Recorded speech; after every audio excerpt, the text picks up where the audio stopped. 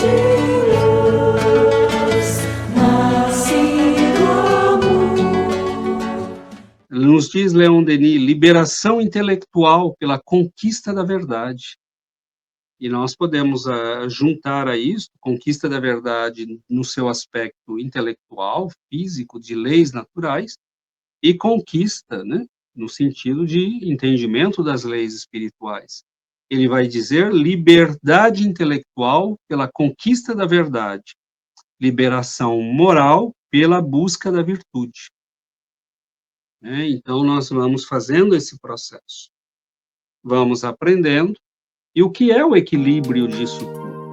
Veja que nós temos a realidade, temos o ser, temos o nosso nível intelectual, temos o nosso nível moral, temos a nossa vontade e a nossa liberdade, todos esses elementos combinados, de modo a que nós possamos ir aprendendo.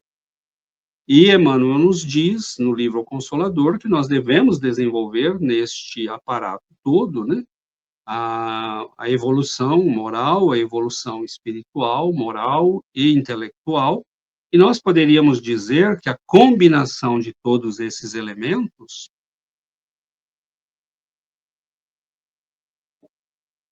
é, na verdade, o que nós chamamos sabedoria. Porque é o acúmulo de experiências. Por exemplo, uma pessoa que ficasse trancada num quarto aprendendo coisas que estão em livros, jamais terá sabedoria. E terá conhecimento intelectual, mas não terá vivência prática. Alguém que desenvolve só a moral, que, aliás, deveria ser a nossa preocupação primeira, porque ela tira todo o contexto de sofrimento que nós criamos não tendo a moral. Nós veremos que essa pessoa, muitas vezes, não terá inteligência para o julgamento das situações. Pode ser alguém muito bom, mas que não sabe usar a bondade do jeito certo. Ou não sabe ser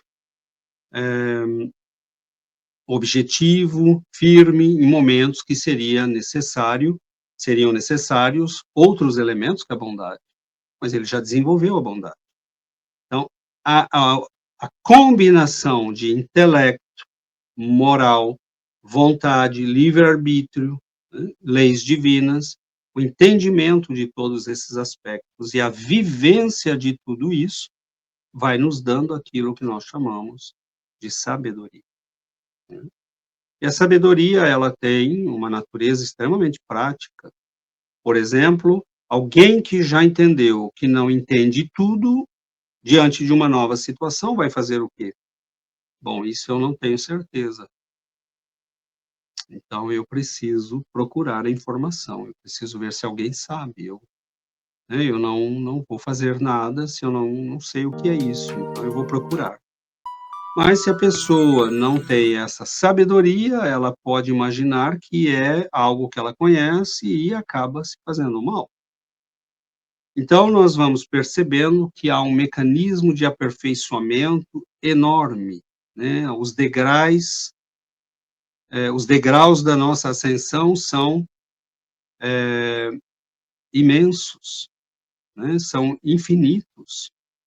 Nós temos uma possibilidade, de ir aprendendo, de ir melhorando, de irmos nos aperfeiçoando, mas isto leva muito tempo, esforço, aplicação. E a doutrina espírita vai nos mostrando que nós somos responsáveis pela criação do nosso destino. E este destino, este é o lado bonito do que a doutrina nos ensina, ele é mutável em todo o tempo. Quando o apóstolo diz, o amor cobre a multidão dos nossos pecados, ele está dizendo que no processo da vida nós podemos ir alterando as coisas.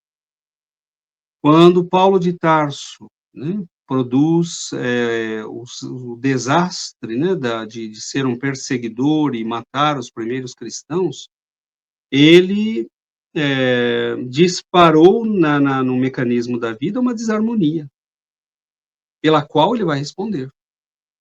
mas a vida lhe dá a oportunidade de refazer a sua consciência e de refazer seus atos. Então, o mecanismo é muito bonito, porque, nós imaginemos uma situação, você foi alguém numa encarnação passada que fez muito mal, ou nesta encarnação, ou fez alguns males dos quais se arrepende profundamente, que afetaram muitas pessoas. E aí você entende as leis da vida, você entende o processo, né, do karma, e você, tem, né, um processo de conversão muito autêntico, muito verdadeiro, e você diz: "Bom, eu vou refazer o caminho". E você começa a fazer o bem. E aí você diz: "Poxa, mas e aquelas pessoas que eu prejudiquei?", né.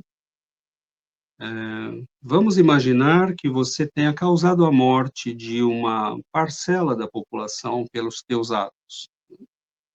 Basta pensarmos, né, nos políticos corruptos que temos no nosso país, e nós veremos, por exemplo, que eles não se dão conta, né, que estão causando a morte de milhares de pessoas.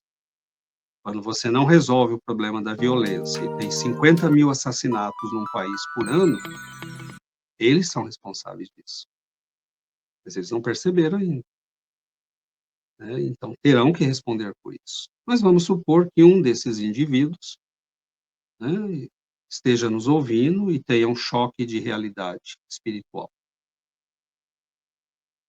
E aí ele diz: "Bom, eu já estou na política há 10 anos, né, eu, de certa forma, então 10 anos, 50.000 mortos por ano, 500.000 mortos, eu tenho uma participação na morte de 500.000 pessoas".